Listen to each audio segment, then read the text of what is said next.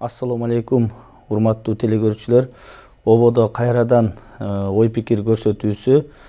Урматтуу телекөрүүчүлөр, бүгүн биздин көрсөтүүбүздүн талкуубуздун темасы баарыбызга белгилүү болгондой, ушул өткөн аптада Кыргыз элинде, Кыргыз өлкөсүндө чоң окуялар болду. Жакшы окуялар болду. Атап айтсак, ушул көчмөндөр, бүткүл дүйнөлүк көчмөндөр оюнунун 3-чү көчмөндөр оюну болду. Ошондой эле түрк тилдүү мамлекеттердин башчыларынын саммити болду. Мына ушул көчмөндөр оюну жана ошол саммит боюнча бир талкуу кылсак дедик элек. Бүгүнкү студиябызга белгилүү коомдук саясий ишмер, Жогорку Кеңештин мурдагы төрагасы Адахан Кимсанбаевич Мадумаровду чакырганбыз. Куш келипсиз. Ошондой эле белгилүү коомдук ишмер, тарыхчы, окумуштуу Баяз Турал агабызды чакырганбыз. Кош келипсиз. Анда урматтуу коноктор, ушул айтылган теманын тегерегинде сөздү баштасак, Адахан Кимсанбаевич, сизди чакырганыбыздын себеби ушул түрк тилдүү мамлекеттердин шериктештиги алкагында Түркияда сиз 2 жылдай Кыргыз мамлекетинин атынан барып иштеп келдиңиз. Ошондо бир топ ушул кеңештин ишмердиги, келечеги, өткөнү боюнча сизден мыкты билген адистер жок болсо керек деп ойлойм азыр. Ошондой эле ушул көчмөндөр оюнундагы алгач өтүшүнө сиздин дагы чоң салымыңыз бар экенин билебиз да. Ошон үчүн сизди студияга чакырдык элек.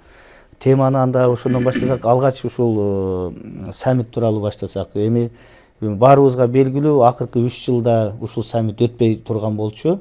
Белгилүү себептер менен аны айтып отуруштун кереги жок, бирок ошондой тыныгуудан кийин Кыргызстан ушул саммитти быйыл өткөрдү. Президент Жээнбеков башында туруп, анан өзгөчөлүгү ушул биздин Ысык көлдөгү саммитте ошол кеңешке кирген бардык түрк тилдүү өлкөлөрдүн мамлекет башчылары келишти. Андан дагы ушул Венгриянын премьер-министри дагы байкоочу катары, Өзбекстандын өлкө башчысы Шавкат Мирзиёевдин келиши дагы бул жакшы көрүнүш болду да. Деги эле ушул кеңештин иши жөнүндө айтсаңыз, Адахан Кимсанбаевич. Бул кеңеш жакшы максаттар менен 2009 жылы Азербайжанда кабыл алынган чечим менен түзүлгөн кеңеш. Кеңеш өзүнүн алдына көптөгөн маселелерди койгон. Көп максат пландарды койгон. Бирок анын ишке жүзөгө ашуусу ар кандай себептери бар. Мен ага жүйөлүү себептер, анан жүйөсүз себептер деп экиге бөлсө болот. Саясий тараптан көз каранды болгон жагдайлар бар, экономикалык тараптан көз каранды болгон жагдайлар бар. Бул түрк тилдүү мамлекеттердин кызматташтык уюму жылдан жылга арышын кенен жайыш керек эле. Эгерде ошол кеңешке кирген мүчө өлкөлөрдүн жетекчилери бардыгы бир тил, бир билек, бир тилек болуп чогуу турган болсо, бирок тилекке каршы андай болбойт. Ар бир мамлекеттин жеке өзүнчө кандайдыр бир кызыкчылыктары бар. Ал мамлекеттин үстүндөгү турган эл аралык уюмдардын өзүнүн кызыкчылыктары бар. Ошондуктан биз так белгилешибиз керек дагы, бул маданий, тарыхый жактан түпкүлүгүбүз бир эл катарында деп, маданият тарабын гана алып кетпесе, калган тараптарына кыйынчылык болуп калат. Себеп саясатта ар кандай, маселен биздин Кыргыз Республикасы менен Казак Республикасы жамааттык коопсуздук кеңешине кирет. Түркия Батыш Атлантикалык блоктун мүчөсү, НАТОнун мүчөсү. Бул жагынан алганда кыйынчылыктар жаралат. Ошол эле учурда Азербайжан эч кайда кирбейт. Түркменистан дагы эч кайда кирбейт, Өзбекстан дагы кирбейт. 20%га жакын калктын санын түзгөн Россияда түрк тилдүүлөр 20%дан ашык деп эсептелинет. Алар дагы өзүнүн көз караштары бар. Мына Венгрияны айтып атасыз, алар ошол көчмөн эл катарында.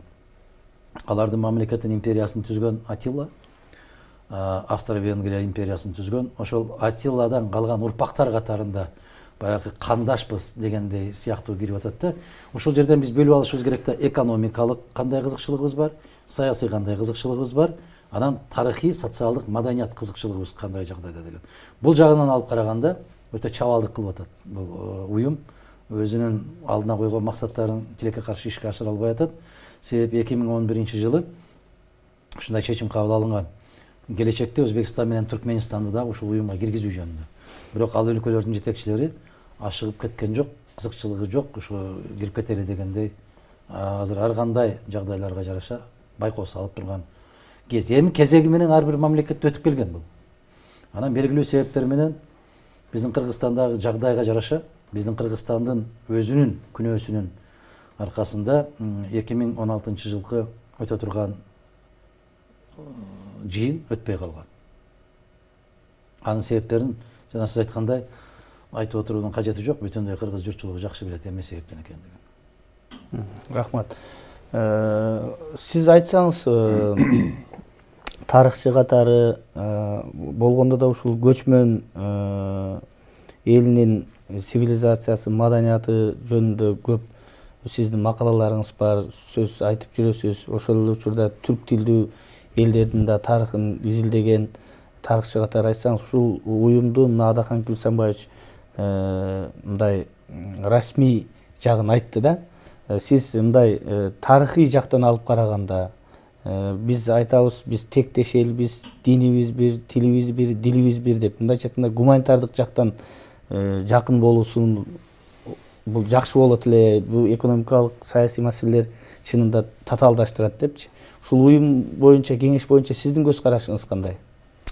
Бул уюм керек да. Мен өзүм негизи ушул жаңа Туран идеясы деген байыркы өзүнчө бир аябай саясатташып кеткен бир идея бар. Бул идея түбүндө бир байыркы бир замандардагы көчмөн элдердин бир улуу биримдигин, улуу мамлекеттер, уруулардын биримдигин айтып турган, бизге кабар берген бир маалымат да бул өзү. Бул жөнүндө европалык элдер, орус окумуштуулар абдан көп жазышкан. 20-кылымда Совет бийлиги келгенден кийин ал тема жабылып, Туран деген сөздүн өзү да айтылбай, Туран деген сөздү айткан кыргыз, казак интеллигенциянын өкүлдөрү туранчылдар, пантүркчүлдөр, улутчулдар деп анан репрессия кеткен. Туран деген эле сөз үчүн. Анан эми мына ушул азыр өзүбүзчө түрк элдери, СССР империясы чачылып, түрк элдери анын ичинен бери суурулуп чыгып, өзүнчө эркин мамлекет болгон өлкөлөр эми кайра бир улуу биримдикке келүү зарылдыгын алар сезишип атат. Себеби мындай да, мен бир ошо Туран жөнүндө бир макаламда жазгам. Ушу Туран аймагында 5 мамлекет бар.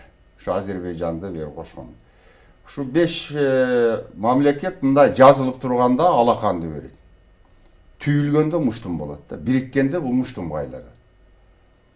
Бул жашоодун өзү бир адамдын тагдырындай эле, бүтүндөй бир өлкөнүн, элдин тагдыры да эле ошондой өтөт өзү тарыхта. Ошонун ичинде мисалы күчтүү үй бүлөлөр бар.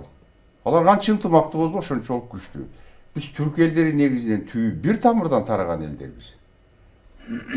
Биз дайым биздин европалык көз караштары, евро борбордук көз карашты карманган, анын ичинде ошо кээ бир орус тарыхчылары дагы түрк элдерин ар кандай тамырдан бир келип чыккан бир курам эл катарында көрсөтүп жүрөт. Бирок биздин санжыралар, ооз-эки маалыматтар, уламыштар, мифтер тескерисинче түрк элдери түбү бир тамырдан тараган, байыркы бир огуз биримдигинен келип чыккандыгын көрсөтөт да.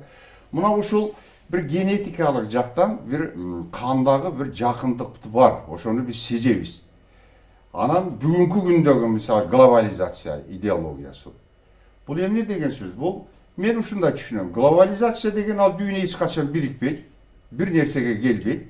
Демек кайсы бир территорияда тектеш элдер или ошол территорияда жашаган тектеш эмес элдер дагы ошол аймактык кызыкчылыктар улам ушу биримдикке келиши мүмкүн.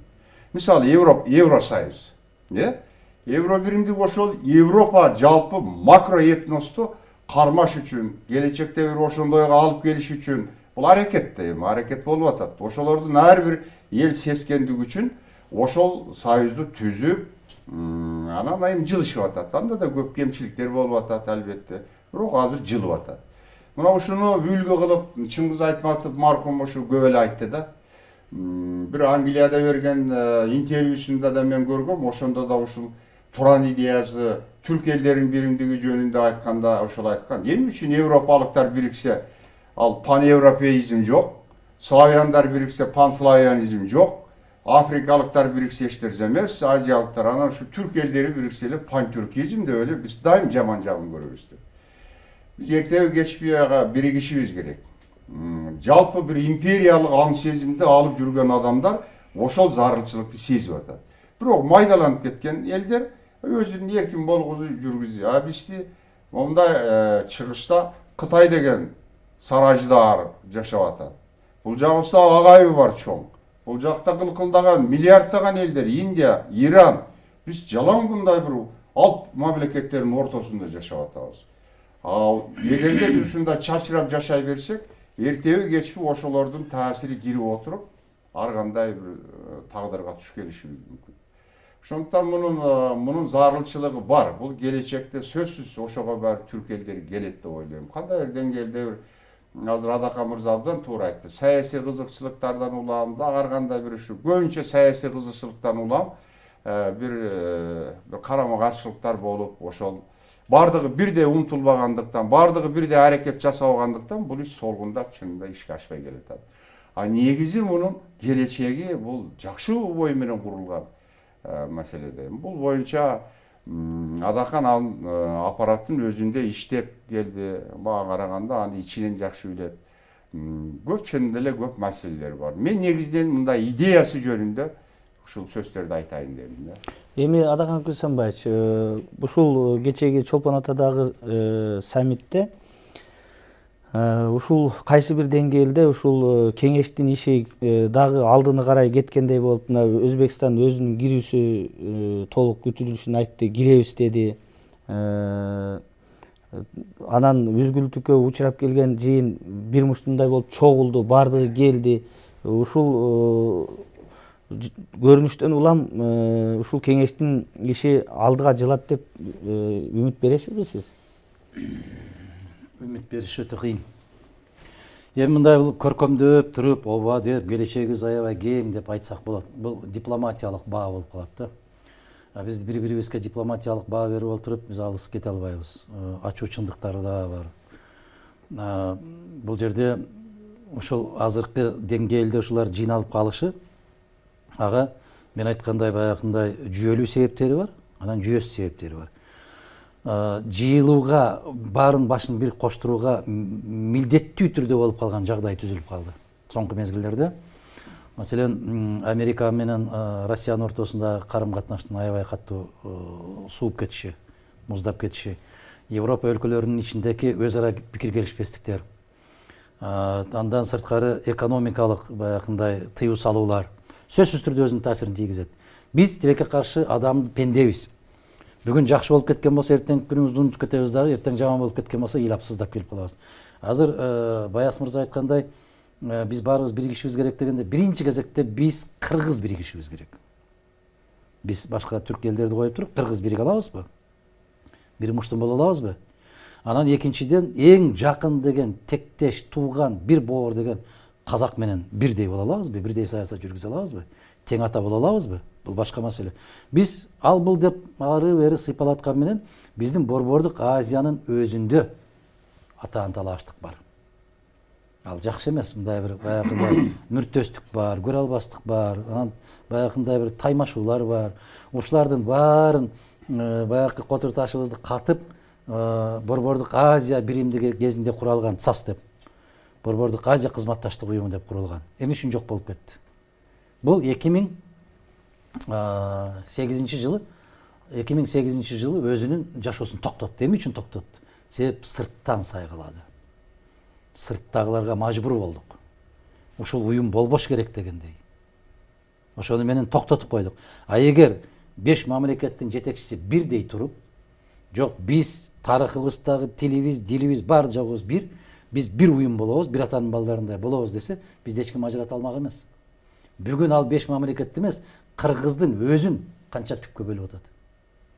Жердештик, уруучулдук, анан жанакы Сириядан окуп келгени, Египеттен окуп келгени, Пакистандан окуп келгени, анан Россиядан окуп келгени, Европадан окуп келгени деп олтуруп кыргызды момундай кылып бөлүп жарып койду. Анысы аз келгенсип кыргыз 200дөн ашык партияга быт чыты чыгып бөлүнүп жок болду.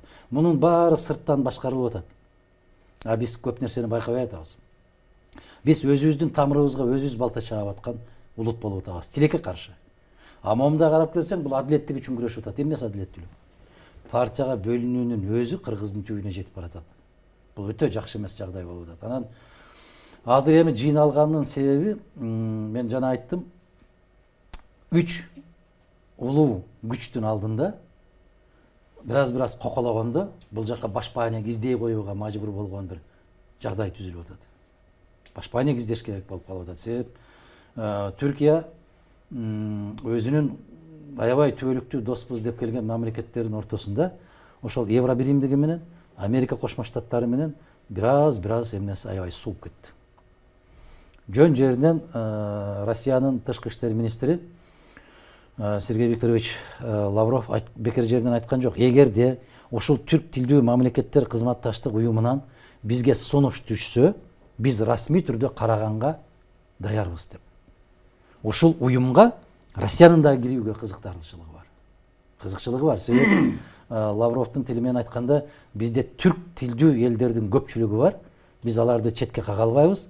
Алардын кызыкчылыгын коргош үчүн биз бул уюмга киришти караштырышыбыз керек деген. Мындайча айтканда, бүгүн жагдай өзү ушуга алып келет. Жана Баяс мырза айтпадыбы? Бул жакта ажыдар, бул жакта аюу, бул жакта дагы бир нерселер бар дегендей кылып. Мына ушундай кырдаал келген мезгилдерде биз сөзсүз түрдө баягы кол ирисине тартат деп жакын издеп, жакын санап калабыз. Жакшы болуп той топур болуп аткан мезгилде бири-бирибизди тепкилегенде биздин алдыбызга эч ким чыга албайт. Мына ошол быкы-чыкы болуп аткан заманда бирдиктүү бир муштумга айлансакпы деген күч аракет, бул баягы мен айткан жүйөлүү себептердин бири ушул. Келечеги жөнүндө айтып атабыз. Келечеги жөнүндө биз баарыбыз эгемен мамлекеттербиз деп айтканы менен, аны менен эгемен болуп кетпейт. Биз аябагандай көз каранды мамлекетпиз. Биз өз алдыбызча тышкы саясатты жүргүзө албаган элбиз. Биз өз алдыбызча экономикалык саясатты жүргүзө албаган элбиз. Ошондуктан биз ачуу чындыкты айтышыбыз керек дагы. Кандай кылганда чыныгы экемендүүлүк башыбызга келет?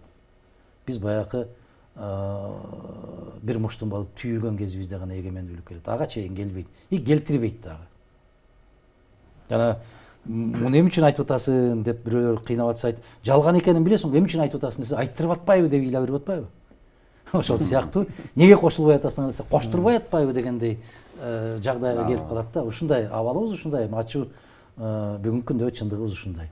Бирок дагы бир жолу айтам, мына жүйөлүү себептер дегенде кошуна мамлекеттердин жетекчиси биз бул элдерге кошулбайбыз деп жарыялап койгонун кесепетинен көптөгөн жылдар аралаша албай жүрдү. Мана азыр жетекчи алмашты, кошуна мамлекеттерде бираз баягындай аралашуулар башталып атат. Бул жеке бир кишинин кызыкчылыгына көз каранды болуп калган саясат болуп калды да. Тилекке каршы ушундай. Баяс мырза, сиз айтсаңыз, ушул тарыхчы катары ушул бир тектүү адам элдер, дини бир, тили бир элдердин тарыхы кандай болгон? Жасалмалуулук бар да, мисалы үчүн жасалма уюмдар түзүлгөн. Кыргызда айтат, учу бирге жазылат, түбү бирге кошулат дейт. Түбү бирге биригет дейт. Биз не деген күндө да, жана сиз сөзүңүздө айттыңыз, биздин каныбызда, боорубузда ошону сезип турабыз да. Биз түрк тилдүү элдер баары бир бир экенибизди, баары бир башыбызга иш түшкөндө ошо бири-бирибизге кол сунарыбызды мына Кыргызстан өз алдынча көз карандысыз мамлекет катары жарыялаганда да биринчилерден болуп Түркия мамлекети бизди тааныды, сүйүндү. Ушу боордош элдерибиз, бир туугандарыбыз өз алдынча болду деп. Ошол учурда бир топ экономикалык жардамдарды көрсөтүп баштады да. Ушул уюм ушул жагынан караганда сиз кандай дейсиз? Негизи мындай байырткытан берки мындай тарыхты карасак, түрк элдери азыр түрк, монгол тилдүү, манжур тилдүү, угрофин тилдүү деп бөлүп атабыз. Негизи Алтай үй бүлөсүнө кирет да ошолордун баары. Алтай үй бүлөсүнөн эң алгачкылардан болуп чыккандар бул жапандар менен корейлер. мына ушу Алтай үй бүлөсүнөн чыккан элдер көп жолу бириккен, көп жолу чачыраган. Бул тарыхтын өзүнүн ошондой мыйзам ченемдүү көрүнүшү да. Мисалы байыркы арийлердин убагында ошол тиги Дунайдан баштап ушул Байкал көлүнө чейинки аралыктарда ушу көчмөн элдер, Андронов маданиятын түскөн көчмөн элдер бир ошондой уру болуп жашаган, бирок бардыгы сырттан душман келгенде биригип ага бирдей аракет кылып турушкан. Андан кийинки хундардын убагында, сакскифтердин убагында бул жакта эми батыш чыгыш канаттары болуп булар бөлүнгөн. Өздөрүнчө ордо, бирок мисалы үчүн Иран басып кирген учурларда же бул жактан Кытай киргендерде алар биригип алып ага каршы баары бирдей турушкан.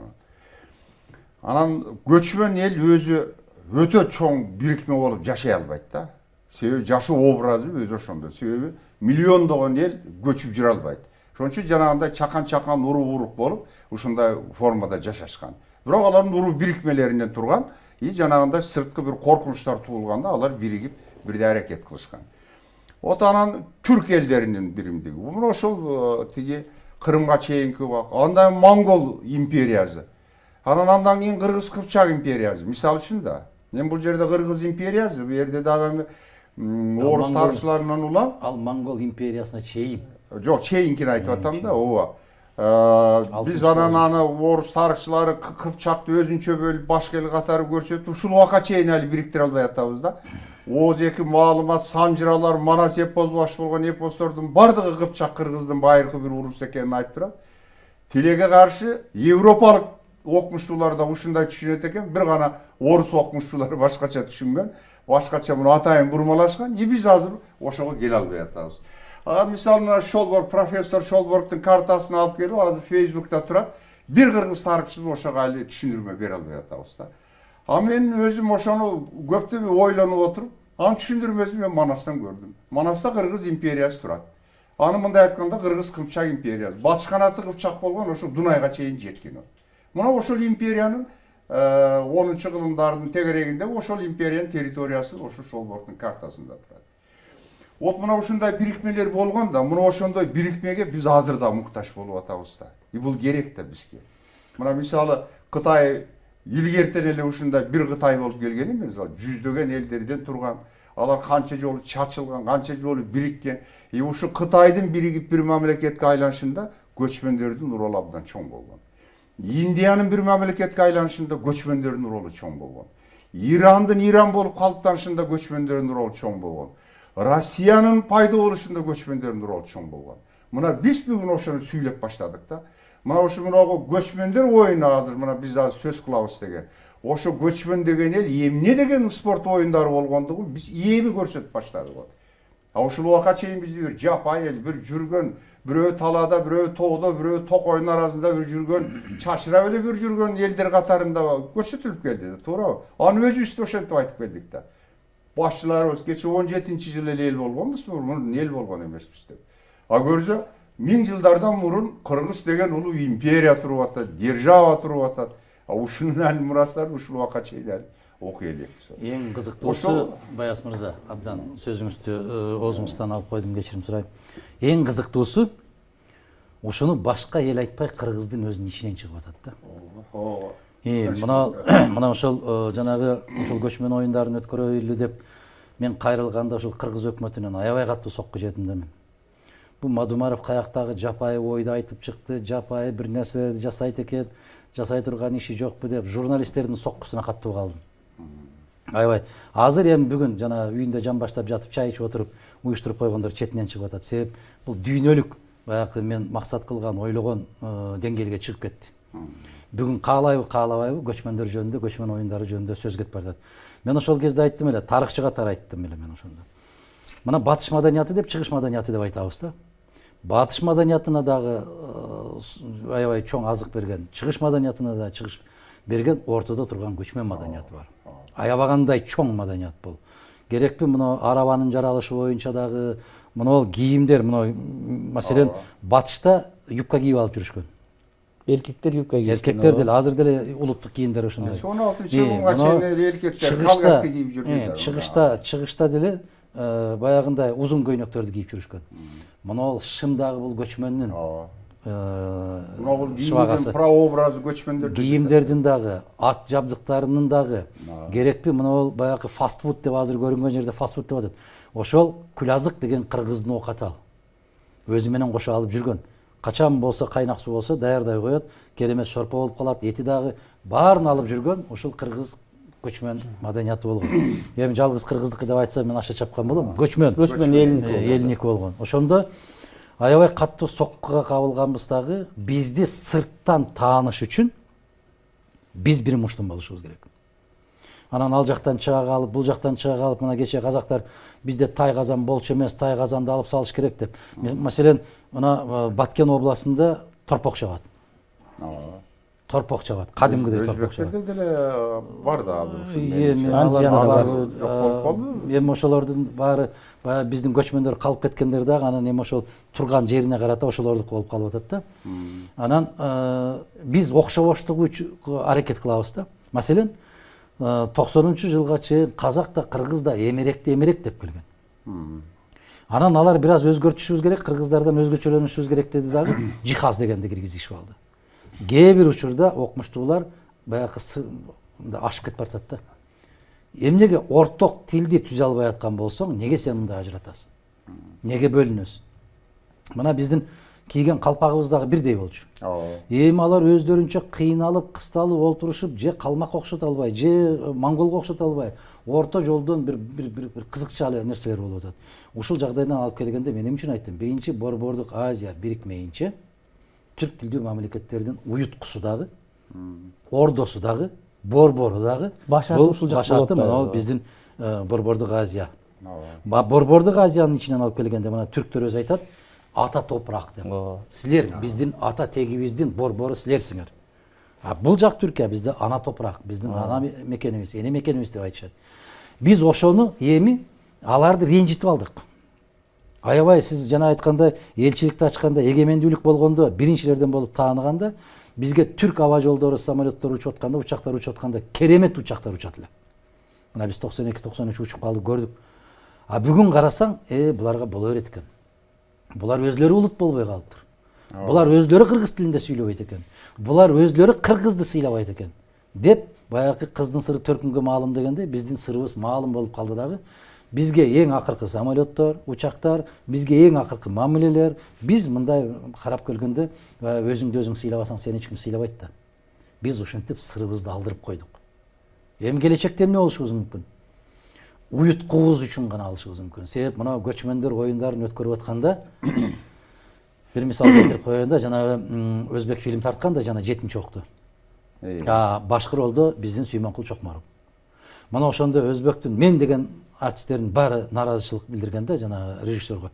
Эмне үчүн муну Бишкек Кыргызстандан алып келип, бир кыргыз башкы ролдо ойнобойт дегенде Хамраев болсо керек, азыр ошол айтканда тизип туруп айткан, муну атты минип, кимиңер муну дубалдан аттап өтсөңөр, ат менен, атты чаап, аттан кулап ушул жерге куласаңар, мен тартам деген. Бирөө чыкпай койду. Мана ошондо Сүкөн базада Сүкөн ойноду ушуну. Эмне үчүн мен муну айтып атам да? Бүгүн көп көчмөнбүз дейт. Бирок көчмөндүн нукура философиясын, көчмөндүн нукура маданиятын аны алып жүргөн, маселе жанагы кымыз бышканды, же болбосо быштакты деле ошол сабага менен сабап олтуруп быштак чыгарып алганды, май чыгарып алганды кыргыздан башка эч ким чыгара албайт. Көчмөндүн маданиятын алып жүргөн кишиге тан бериш керек да. Ошондуктан биринчи оюн Кыргыздан өтөт деп алып келген. Мен бүгүн баягы жан баштап жатып көчмөн оюндарын уюштурганга айтып атам да, ошо кайдан чыкты алар, эмне болду? Бүгүн жана түз эфирде мен расмий түрдө айттым. Бул кыргыздын шыбагасы. Автору ким дейт? Автору касиеттүү эл. Эл болбосо бул оюндар калмак эмес. Ошондуктан жанагы биригүү жөнүндө сөз болгондо, баягы биз атты башкача чабабыз, түрктөр башкача чабат экен, азербайжандар башкача. Ошонун баарын эрежесин бирдиктүү кылып бир кагазга алып келип, ошол жерге кол коюуга чейин не деген күч сарп кылдык биз. Не деген жыйындар өттү. Менде ушундай күндөр болуп атты. Эрте мененки чайды Анкарада ичем, түшкү чайды Бакуда ичем, кечки чайды Астанада ичем. Менин жарым өмүрүм самолетте өтүп кетти. Булар аябай эле керкейгенбиз да, биз керкейе беребиз да. Жок дегенде аталыштарын ата. Биз тогуз коргол дейбиз, казактар тогуз кумалак дейт. Кандай айырмасы бар, айланайын. Аталыштарында айтып кое берели. Өз жеринде ким өткөргөн болсо, ошол аталышта кете берсин. Бирок эрежеси бир болсун. Мына футболду чыгарган Англия бүтүндөй дүйнөгө бирдиктүү шартты жарыялашты, эрежесин. А ошол шартты өтө берет. Ошол сыяктуу болуп калды дагы. Менин сыймыктанганым ушунда туруп атат. Улуттарды, жөнөкөй карапайым калкты саясаттан бөлөк бир экенибизди, тегибиз бир экендигин бириктирүүгө эң жакын кадам мына ушул маданият. Мына ушул биздин боз үй. Мына ушул көчмөн оюндары. Мына тыйын эңмей, ат үстүндө күрөш, эңиш, эр сайыш, жебе атыш, мына ушулардын баардыгын көрсөтүп келгенде азербайжандарга аябай жакты. Биз унутуп кеттик деди мына. Биз уnuттук, биз кайбеттик, биз жоготтук мына деди. Түрктөргө алып барып көрсөткөндө дагы Түрк Федерациясы айтты да, көп нерселерди биз кайбеттик деди, тилекке каршы. Мына жападан жалгыз кыргыздар сактап калыпсыңар. Биз силерден үйрөнөбүз деп келип, могу жерде бир ай алардын баягы калыстары келип окуу, биз мастер-класс бердик аларга. Анан жанагы авторлорго айтып атам да, мен өткөрдүм дегендерди, ошолор кайсы мастер-класстарды өткөрдү, кайсы кагаздарга кол койду, кимдер менен барып жолукту. Мына ТРТ аваз менен барып сүйлөшүү жүргүзгөнүмдө мен ушу 30 мамлекетке түз эфирди алып жүргүзөбүз дегенде мен ЛТР менен келишип туруп, келишим түзүп туруп, мына ошол ЛТР аркылуу биз дүйнөгө чыгып турдук ошол түз эфирде. Бириксек болобу экен деген суроо койдуңуз. Бириксек болот эгерде калктын каалоосу үстүңдө турган төбөлдөрдү ушуга мажбурласа. Мен бир нерсени калыстык үчүн айтып кетейин. Сиздин мына ошол жерге барып ушул ишти ишке ашырган кыргыздын уулу катары мен сыйлайм. Сиз ошол жерде болбосоңуз бул өтпөй калыш коркунучу бар болчу. Себеп дегенде 2011-жылы мен маданият маалымат министри болуп иштеп атканда ушул маселе бир көтөрүлгөн. Атамбаев премьер-министр болчу да. Анан ошондо Алмаз Шершеновдун кабинетинде чогулганбыз. Спорт комитетинин төрагасы, маданият министри катары мен, анан Сапар Исаков бар эле. Ошол жерде бир эки жаш жигит ушуну презентация кылган да. Ушундай кылайлы тиги бу деп анан тапшырмалар берилип, бирок биздин экономикалык ошол кезде оор абалда бул кийинки жыйналыштарда бул унутулуп кетти да. Бирок кийин ушул идеяны айтыш оңой, бирок ишке ашырыш кыйын болчу да. Ошолдун ишке ашып ушул эрежелердин баардыгын кыргызча кылып неме кылганыңызды мен билем. Секретариат ошондо балдардан сурап аттым, сиз ошол жерге барып түздөн түз башында туруп күйүп жанып ушул ишке ашыргансыз да. Ошон үчүн муну ачык айтыш керек. Сиз эгерде ошондо сиз болбосоңуз, балким биз тарттырышыбыз да мүмкүн болчу. Идея бойдон калып калмак да. Биз тарттырат элек, себеп мындайда, ошол жердеги башкы катчынын бүгүнкү күнгө чейин берген интервьюсу турат, бул киши болбогондо бул оюндар өтпөйт эле. Мен ошону айтып атпайм, ошону билген адам катары. Себеп бул талаш аябай каттуу күчөдү да. Биздин боордош элибиз айтып калды, 10 миллион доллар берди. Кыргыздарда не деген акча бар эле, кайдагы? Булар өткөрө албайт. Менин өзүмө канча жолу сокку жешти да, ушу беришти. Ар бир жыйында мен эң жакшы бир жетишкендигим ушул болуп калды. Баарын айтып отурганда Азербайжан, Түркия добуш берет. 3 мамлекет добуш берет, 1 мамлекет калып калат. Эң жакын деген туугандар ушундай кылып ден соолуктун дагы, нервтин дагы көбүн жеп коюшту да. Себеп бул идеянын келечеги аябай кең экендигин билип калышкан, альтернативалык оюндарды жүргүзөбүз деп калышты. Не деген оюндар? Игры великих степей деп. Улуу баягы дала оюндары деп жүргүзөбүз деп. Ушундай талаш тартыш болуп атканда мен адилеттик үчүн айтам. Ошо Казак Республикасынын төрагасы, Сенаттын төрагасы Касым-Жомарт Кемеловичке жолугушка мажбур болдум мен, Токаев менен. Мына ушул киши ушундай каттуу чечим кабыл алды. Жиберилет, барат, ойнолот. Мына кече дагы улакчылар кетип калып, анан кайра чегарадан кайра кайтышып ушундай болуп атпайбы? Бул жерде мындай бир талаштын эч кандай кереги жок. Баягы Хамраев айткандай эле кылып туруп, могул оюн калдыбы сенде? Эрежең барбы? Бел күрөш деген дагы бизде калган. Чарчы күрөш, чарчы менен деп коет. Чарчы десең көбү түшүнбөйт. Азыр бел күрөш деп калды да. Бул борьба на поясах деген деле которуп алды. Бул өзү негизи тонду кийип алып туруп, курду байланып алып туруп, бул кур менен күрөшөт. Бул эрежесин дагы киргизүүгө. Анан жанагы көк бөрү болобу, көк бар болобу дегендейди. Көк бөрү дегенди мен ушул кайра түшүндүрүп отуруп, көктөн түшкөн бөрү деп. Булар бөрүдөй болуп, аттын туяктары жерге тийбейт экен. Карышкыр сыяктуу деп Марко Полонун сүрөттөп кеткен сүрөтү. А пар деген эмне бул?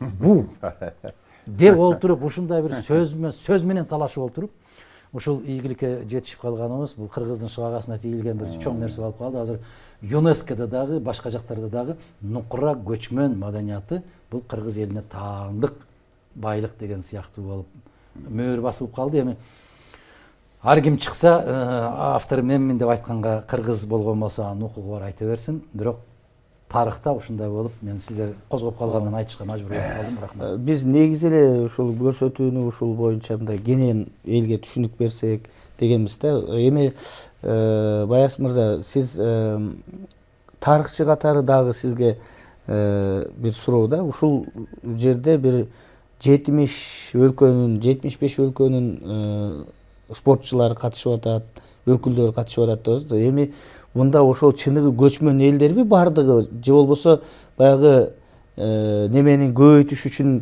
кирип калгандар да барбы санды? Ошол өлкөлөрдү бир карап чыктыңызбы, сиз көрдүңүзбү? Адамзаттын тарыхында негизинен көчмөн доорду бүт эле эл өткөргөн. Биз эми бизге белгилүү болгон жазма булактарга таянып гана бул отурукташкан эл, бул көчмөн эл деп ушинтип айтып келатабыз да. Ана бүгүнкү күндө көчмөн деген көчмөн цивилизация, ушу көчмөн коом дегенге келгенде эле биз мына Алтай үй бүлөсүнөн чыккан элдерге көбүрөөк таандык кылып сүйлөйбүз. Негизи ошол туура да. А болбосо ошо Кытайдын өзүндө деле көчмөнү отурукташкан эл болгон, Индиянын өзүндө деле көчмөндөр, түндүк жагында ошол байыркы кирген арийлердин көчмөндөрүн бар эле кирип эле Кытай мамлекетинде эле, бул Индия мамлекетинде эле. Эми бир жагын айтканда эле мына ушул кече англичандар келгенге чейин дээрлик 300 жылдан ашуун Султан Бабурдун урпактары бийлеп турду Индияны. Султан Бабур Индияны басып алганда 100дөн ашык князьстводон турган Индия. Ал азыркыдай бир мамлекет эмес болчу. А Бабур ошо түндүк Делинин айылына тегерегин бириктирген, ал өлгөндөн кийин анын баласы бириктирди, анан небереси Акбаршактын убагында азыркы Индия бириккен. Мына ошол ушул биздин Анжияда, мына Аксыда төрөлүп өскөн ошо Бабурдун тукумдары Индияны ошондой кылып мамлекет кылып кеткен. Акыркы династиясын айтайын, Кытайдыкы мына Чин империясы. Муну манжурлар түзгөн империя болду. Манжурлар өзү ошо 300 жылдан ашуун бийлеп, бирок өзү бүгүн Кытай болуп, жок болуп сиңип кетти да. Жана тоодон агып түшкөн суу деңизге агып киргенде эле ошол шор сууга айланып өзү ошондой болуп кетти. Мына ошон үчүн ошол көчмөндөр кирген учурларда, мисалы Индияга кирип, Иранга кирип, а дегенде көчмөн жашоо образы менен өздөрүнчө бөлүнүп жашашкан. Бирок акырында отуруп, ошо отурукташкан элдерге сиңип кеткен. Ошон үчүн бул жерде көчмөн дегенде арабтардын деле мисалы жарымынан көбү көчмөн болгон, жарымы отурукташкан шаар элдери. 15-кылымда Абдурахман ибн Халдун деген булардын бир улуу философ, социолог өткөн, ошол көчмөн арабтар менен отурукташкан арабтарды салыштырып изилдеп отуруп, анан көчмөн арабтарга көп артыкчылыкты берген да.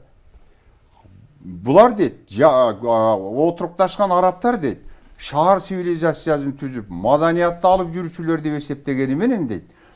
А көчмөн арабтарда тазалыгы, салт менен жашагандыгы, улуу күчүгө жасаган мамилеси, тууганчылык биримдиги, эгерде дейт отурукташкан эл менен көчмөн эл урушуп калса дейт, көчмөн эл дайым ас болот дейт. Бирок дайым көчмөн эл отурукташкан элди жеңет дейт.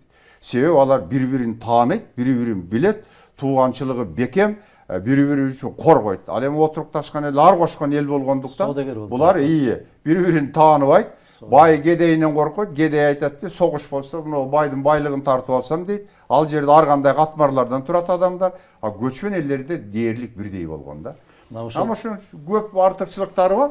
Анан негизинен биз бүгүн көчмөн элдер кимдер дегенде, ошо көчмөн цивилизацияны түзгөн, а дегенде пайда болгон аймак мына ошо Алтай менен Урал, Памир тоолорунун ортосундагы аймакта. Анан тиги жагы Дунайга чейин барган, бул жагы тиги деңизге чейин кетишкен албетте. Негизи уюткуз ушу жерде. Анан ушу жерде жашаган элдер ушу коомду бүгүнкү күнгө чейин алып, бул Адака мырза айтып аткандай, ошонун өзөгүндө байыртан бир келаткан өзөгүндө келаткан эл биз сактап келдик да. Мына биздин багыбыз мына ушунда да менимче келечекте биз мунун көп үзүрүн көрөбүз деп ойлойм, Кудай кааласа. Бул мен ушундан улам ойлойм. Бүгүн эми көп кыйынчылык болгондо кыргыз эми өзү элдел эмес экен деген сөздү эми кейигенде айтып жиберип атабыз. Бирок кыргыздай бактылуу эл болбойт Кудай кааласа келечекте. Биз өзүбүз оңолобуз, баары жакшы болот. Ошондо мына ушу биздин атыбызды чыгара турган, биздин даңкыбызды көтөрө турган, эмне деген эл экенибизди аныктай турган бир факторлордун бири ушу көчмөндөр оюну болот да. Эми тарыхта ошол сиз айткан жана Европа окумуштуулар көбүнчө ушу көчмөндөргө келгенде Атилладан башташат да. Эми ошол Атиланы болсо ошол венгрлер биздин тегибиз, биздин атабыз деп жүрбөйбү? Австрия. Негизи венгрлер ошондой кеткен да, анан кийин биринчи жолу ушул оюндун жүрүшүнө көчмөндөрдүн ошол европалыктар чыны көчмөндөр деп эсептеген Европадагы Венгриянын мамлекет башчысы, премьер-министри келгенин сиз кандай кабыл алдыңыз ушул? Мен абдан жакшы кабыл алдым. Буларда кыска эле айтайын, буларда ар бир 2 жылда туран курултай деген өтөт. Ошондо ушу сыяктуу бир оюндар мен мындай интернет аркылуу ошо кабар алып калам. Эми биздикинде албетте андай чоң, мындай өтө күчтүү көкбөрү жана эрең сыяктуу оюндары жок аларда. Бирок ошол баягы атайын бир кийимдерди кийинип алып булар ошо аракет кылышат экен да, мурунку бир тарыхын эске түшүрүп, биз ошо жактан келгенбиз, момундай кийингенбиз, жоокер эл болгонбуз деп, ошол жана эс тутумду ойготуу үчүн жасалган аракет да бул өзү. Туура. Бул билесизби, мына Австрия Венгрия империясы деп айтканым себеби Австриянын борбор шаары Венадан бир 40 чакырымдай сыртка чыксаңыз бир керемет хан сарайы бар. Дворец Эстерхазе деп коет. Эстерхазе деген бул соңку князинин сарайы.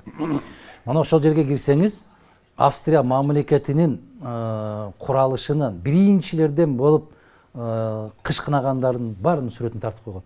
Биринчи киргенде эле сол тараптан биринчи көч башында Атиланын сүрөтү турат.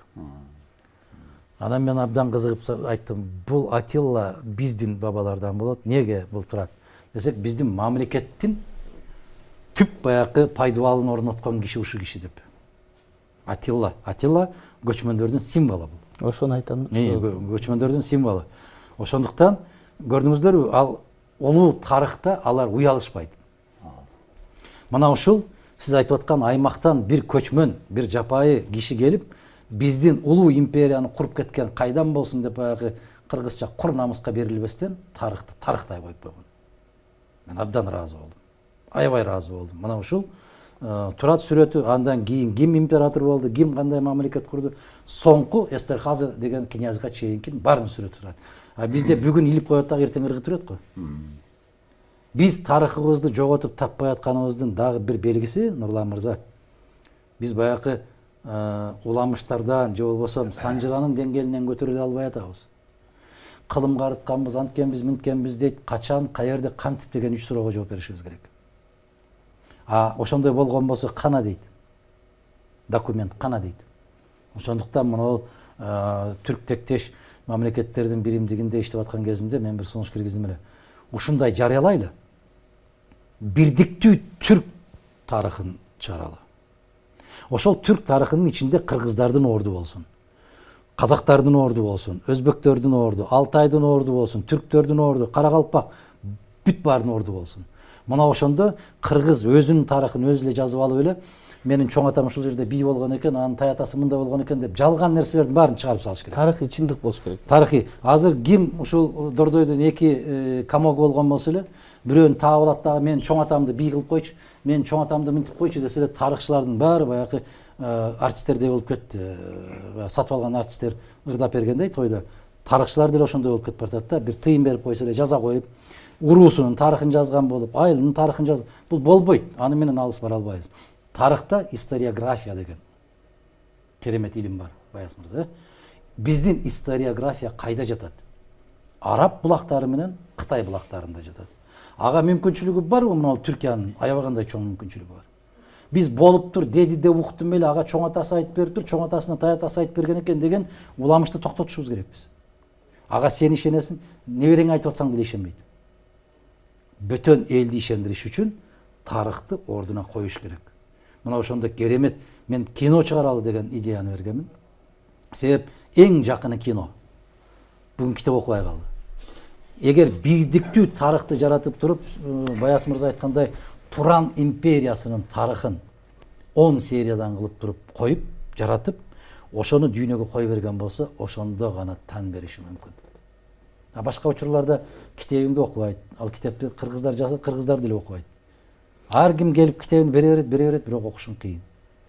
Эми негизинен сиздер экөөңүздөр тең тарыхчысыңар, негизги кесибиңер.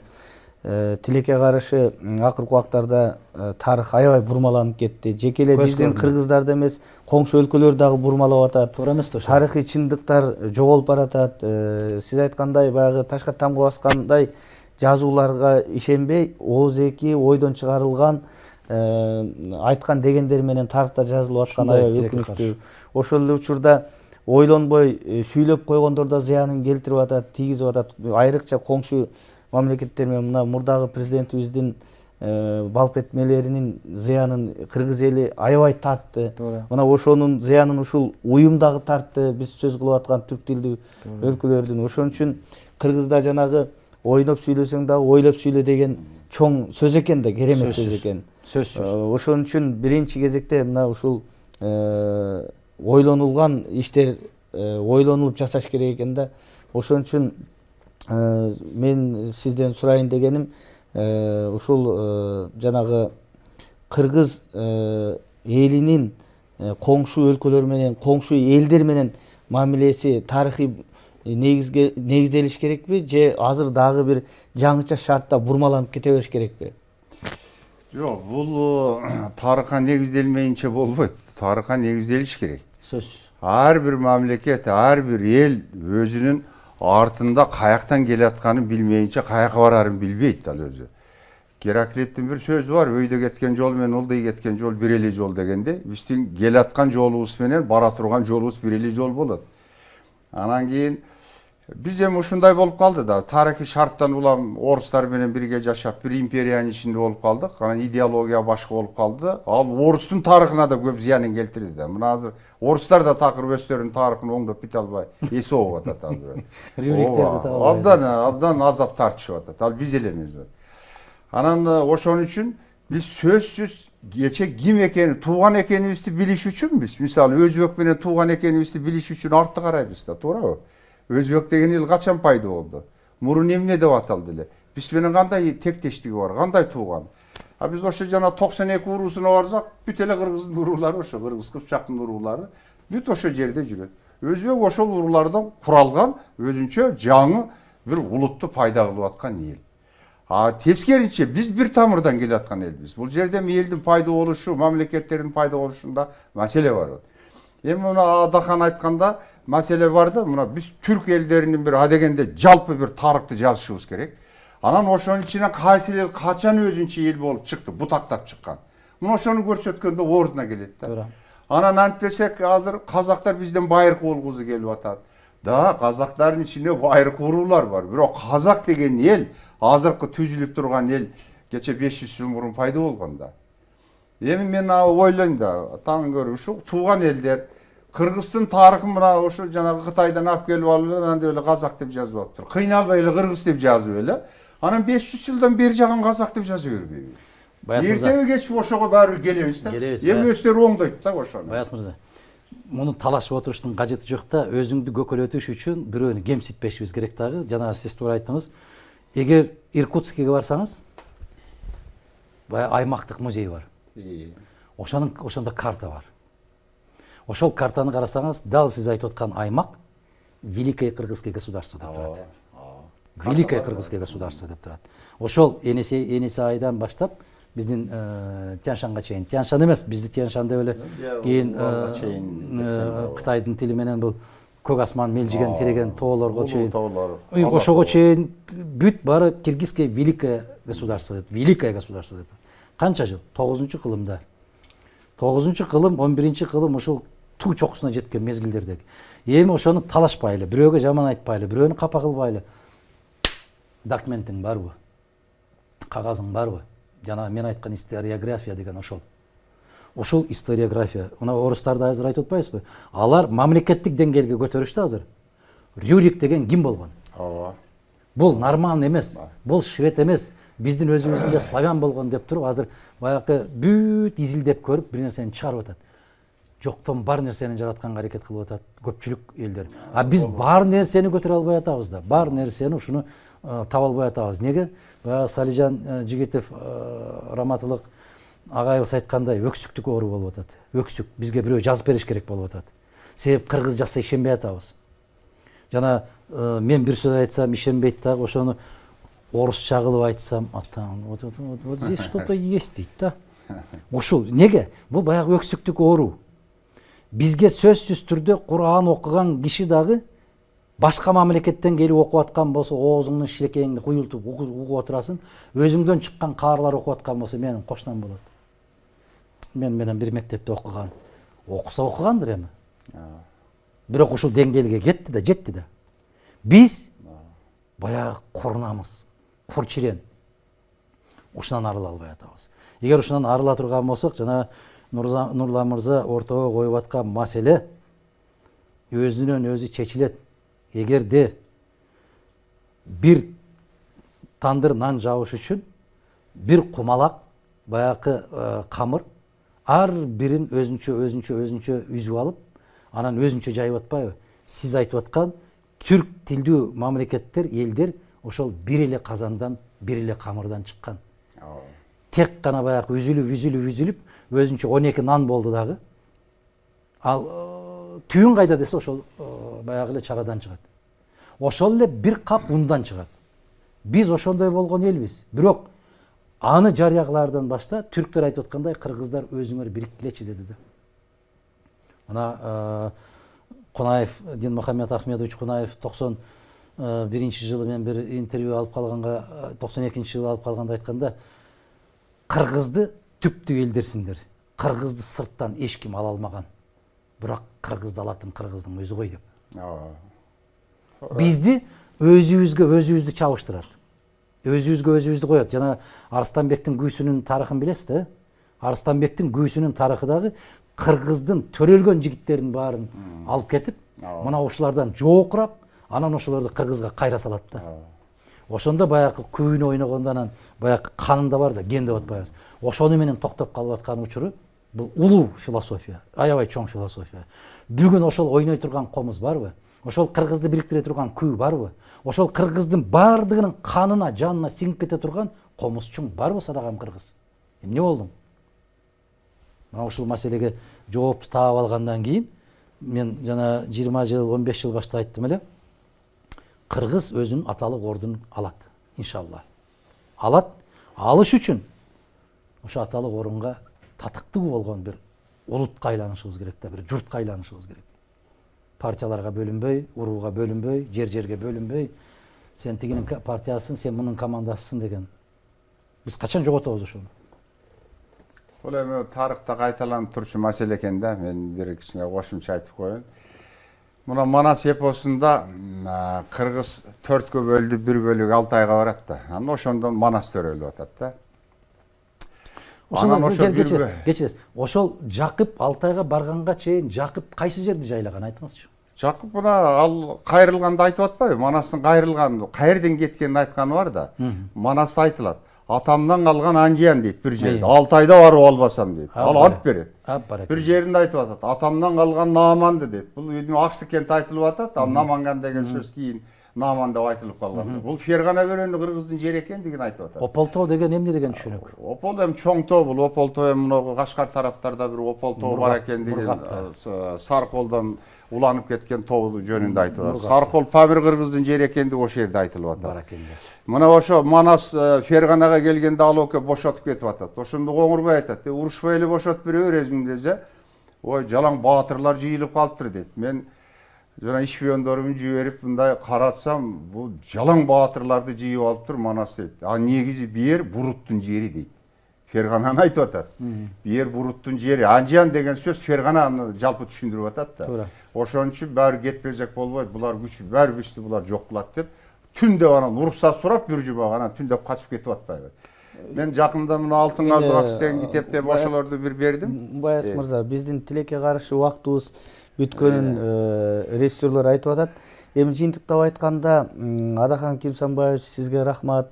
Баяс мырза, сизге рахмат. Аябай жакшы пикирлерди, оюңарды, пикириңерди, көз карашыңарды ачык айрым айттык. Мындай жакшы талкуулап алдык деп ойлойм. Мен Адахан Кимсанбаевичтин бир сөзүнө кошулам, ушу бир кыргызды бириктирген бир комузчу чыкса деп. Мен жеке менин оюм, мына азыр балким бирөөгө жагат, бирөөгө жакпайт, бирок менин жеке оюмда мына ушул көчмөндөр оюнун ийгиликтүү өткөрүп, жана саммитке бардыгын чогултуп, азыркы мамлекет башчыбыз Сооронбай Жээнбеков ушул комузчулук милдетти алып кеткенге чоң мүмкүнчүлүгү түзүлүп атат. Бирок аны келечек көрсөтөт. Себеби дегенде, мына ушунча өлкөнүн башчылары келип, жогорку деңгээлде өткөнү ошого үмүт арттырат да. Эми албетте башы мына жакшы болуп атат. Эми калганын баарыбыз колдон келишинче жакшысын жакшы деп, жаманын жаман деп кошомат кылбай, ачык айтып, ак сүйлөсөк, балким ушул мүмкүнчүлүк бизге чындап кыргыз элине келиши мүмкүн да. Бүтүндөй журттун тилегин Аллах берген болсун. Баардыгыбызга жакшылык болсун. Эмесе урматтуу телекөрүүчүлөр, биздин кезектеги көрсөтүүбүз аягына чыкты. Кайрадан сиздер менен жолугушканча сак саламатта калыңыздар.